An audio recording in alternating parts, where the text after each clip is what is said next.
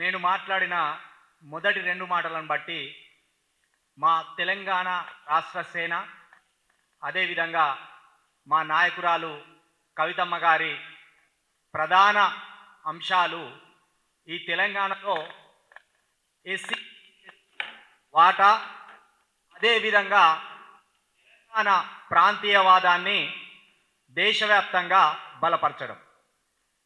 సరిగ్గా మా పార్టీ ఏర్పడి రేపటికి వారం రోజులు. ఈ వారం రోజుల పార్టీ మీద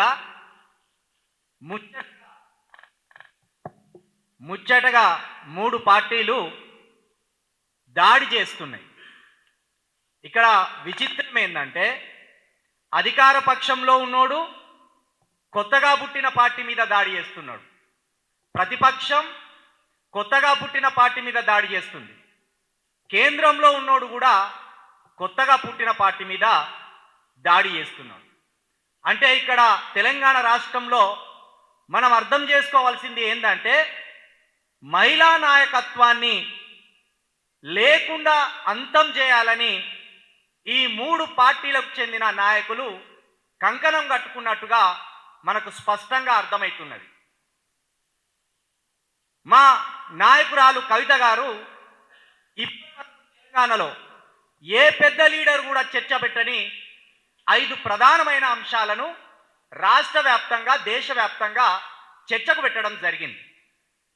పాంచజన్యం అనే ఒక ఆలోచనతోటి ఉచిత విద్య, ఉచిత వైద్యం, ఉపాధి, రైతే రాజు, సామాజిక న్యాయం, వీటి చుట్టూ కదా చర్చ జరగవలసింది. ఈ 78 సంవత్సరాల భారతవనిలో ఇప్పటికీ పెద్దగా ఎస్సీ ఎస్టీలు ఎందుకున్నారు, వీళ్ళకు వైద్యం ఎందుకు అందుతలేదు, విద్య ఎందుకు అందుతలేదు, ఉపాధి ఎందుకు దొరుకుతలేదు, రైతు రాజెందుకు కాలేదు అనే అంశాలను కదా కాంగ్రెస్ పార్టీ కానీ గతంలో పాలించిన బీఆర్ఎస్ పార్టీ కానీ ఆ నాయకులు కానీ లేకపోతే కేంద్రంలో ఉన్న బీజేపీ పార్టీ నాయకులు కానీ అడగవలసింది, మాట్లాడవలసింది. అది పక్కన పెట్టి వారం రోజులు కానీ మా పార్టీ మీద పడి ఏడవడంలోనే మీ దుస్థితి కానీ మీ దుర్మార్గమైన ఆలోచన కానీ ఈ తెలంగాణ ప్రజలకు స్పష్టంగా అర్థమవుతున్నది అనేది ఇక్కడ అర్థం చేసుకోవచ్చు. నిన్న అడ్లూరి లక్ష్మణ్ గారు ఎస్సీ ఎస్టీ మైనార్టీ శాఖ మంత్రివర్యులు ఆయన ఏమంటాడంటే ఇన్ని పైసలు ఎక్కడి పార్టీ పెట్టడానికి అని అంటున్నాడు. నేను స్పష్టంగా అడుగుతున్నా అడ్లూరి లక్ష్మణ్ గారిని, అసలు తెలంగాణకు సంబంధించిన పైసలు ఎటుపోతున్నాయో ఒకసారి మీరు ఆలోచన చేసుకోండి. తెలంగాణ ముఖ్యమంత్రిగా ఉన్న మీ రేవంత్ రెడ్డి గారు తెలంగాణలో ఖర్చు పెట్టవలసిన పైసలను ఎక్కడికి డంపు చేస్తున్నాడో ఒకసారి మీరు తెలంగాణ ప్రజలకు సమాధానం చెప్పవలసిన అవసరం ఉన్నది. చేవెళ్ళ డిక్లరేషన్లో ఎస్సీ ఎస్టీలకు మీరు ఇచ్చిన హామీలు మర్చిపోయింది. 2.5 సంవత్సరాలు అవుతుంది. చేవెళ్ళ వేదికగా మీరు ఎస్సీ ఎస్టీలకు ఇచ్చిన హామీ ఏంది? అంబేద్కర్ అభయాస్తం కింద 12 లక్షలు ఏమైనాయి? ఈ దళితులకు ఇవ్వవలసింది, గిరిజనులకు ఇవ్వవలసింది, దానికి సమాధానం ఉందా మీ దగ్గర? అడ్లూరి లక్ష్మణ్ గారు ప్రతి ఎస్సీ కుటుంబానికి ఇందిరమ్మ పేరుతోటి ఇండ్లు ఇస్తాం, 6 లక్షలు మీ చేతిలో పెడతామని చెప్పిండు. ఆ 6 లక్షలు ఎవడెత్తుకపోయిండు? 6 లక్షలు తెలంగాణ బార్డర్ దాటిపోయినాయా, తెలంగాణలోనే ఉన్నాయా? 6 లక్షలు ఎప్పుడు ఇస్తారు? దానికి సమాధానం చెప్పండి. నిన్నగాక మొన్న మీ ముఖ్యమంత్రి గారు వారి తమ్ముడు సోదరుడు ఇద్దరు కలిసి దళితులకు చెందిన 900 ఎకరాలను కూడా కొట్టేయడానికి ఒక దుర్మార్గమైన పథక రచన చేస్తున్నారు. ఈ భూములు మా దళితులే అని ముఖ్యమంత్రి గారి దగ్గర నిటారుగా నిలబడి అడిగే శక్తి నీకున్నదా అని కూడా ఈ సందర్భంగా అడ్లూరి లక్ష్మణ్ గారిని నేను ప్రశ్నించదలుచుకున్నా. నిజంగా మీరు దళిత మంత్రులైనందుకు ఈరోజు నేను సిగ్గుపడుతున్నా. దళితులకు రావాల్సిన 18% రిజర్వేషన్లను పెంచమని అడిగే ధైర్యం లేని మీరు ఈ తెలంగాణలో దళిత వాదాన్ని కించపరుస్తూ ముఖ్యమంత్రి గారి దగ్గర తాకట్టు పెట్టిందనేది కూడా ఈ సందర్భంగా తెలియజేస్తున్నా. ఇచ్చిన హామీలను మర్చిపోయి, చేయవలసిన పనులు మర్చిపోయి, ఒక మహిళా నేతను పట్టుకొని ఇష్టానుసారంగా మాట్లాడమే కాకుండా మీరు వారం రోజులు కానీ మా తెలంగాణ రాష్ట్ర సేన మీద ఈ ఏడుపులేందని కూడా మిమ్మల్ని అడగదలుచుకున్నా.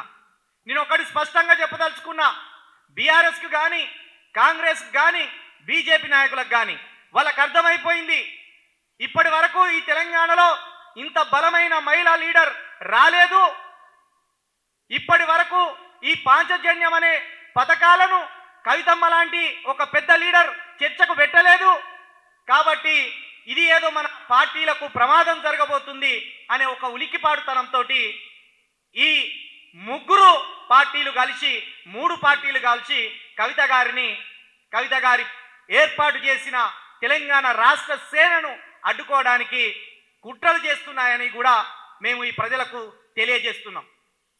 ఫైనల్గా ఇంకో మాట చెప్పదలుచుకున్నా, ప్రతిసారి ప్రతి ఒక్క నాయకుడు ఈ వారం రోజులుగా ఏం మాట్లాడుతున్నారంటే తండ్రిని దూషించిల్లు అని.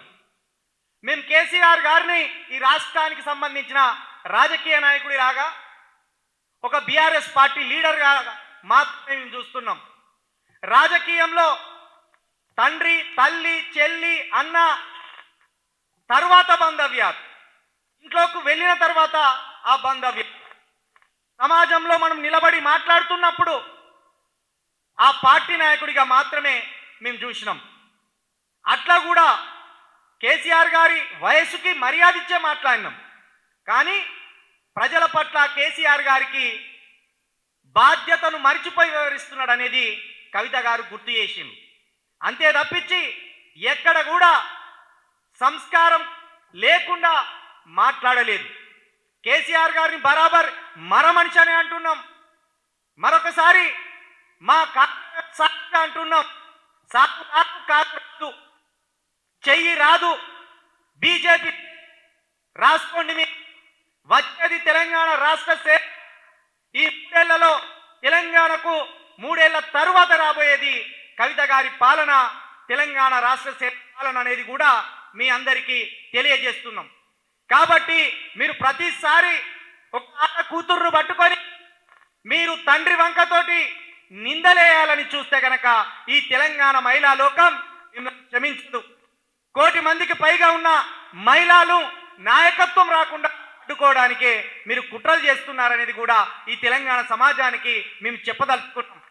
కాబట్టి ఇప్పటికైనా మీ ప్రేలాపనలు ఆపి, మీ దుర్మార్గమైన ఆలోచన ఆపి మీరు పాలన సరిగ్గా సాగించాలని ఈ కాంగ్రెస్ నాయకులకు చెప్పదలుచుకున్నాం.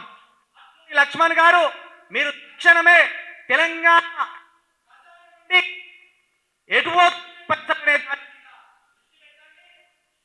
దీనికి మేము డిబేట్ కూడా వస్తాం. మీరు అడుగుతున్నారు కదా మా నాయకురాలు గారిని ఇంత పైసలు ఎక్కడి అని, మేము అదే అడుగుతున్నాం. తెలంగాణ ఖజానా నుండి డబ్బు ఎటు తరలిపోతున్నది, ఎవరి దగ్గరికి తరలిపోతున్నది అనేది కూడా ఈరోజు తెలంగాణ సమాజంలో చర్చ పెట్టవలసిన అవసరం ఉన్నది. దానికి నువ్వు సమాధానం తీసుకొని రా. ఎక్కడంటే అక్కడ మేము గాంధీ భవన్కి రావాలా, సచివాలయానికి రావాలా, లేకపోతే నీ కమాండ్ కంట్రోల్ రూమ్కి రావాలా, చర్చకు సిద్ధంగా ఉన్నామని కూడా మేము తెలంగాణ రాష్ట్ర సేన నాయకులుగా మీకు సవాల్ విసురుతున్నాం. ఇప్పటికైనా ఈ ప్రేరేపణలు బంద్ చేసి తెలంగాణ ప్రజలను పాలించడానికి మంచి ఆలోచనలు చేయాలని కూడా మిమ్మల్ని డిమాండ్ చేస్తూ మరొకసారి మా పార్టీ అధినేత మీద ఏ పరమైన మాటలు జారినా దీనికి రెట్టింపుగా మీకు బుద్ధి చెప్తామనేది మరొకసారి మీ అందరికీ తెలియజేస్తూ జై భీమ్, జై తెలంగాణ.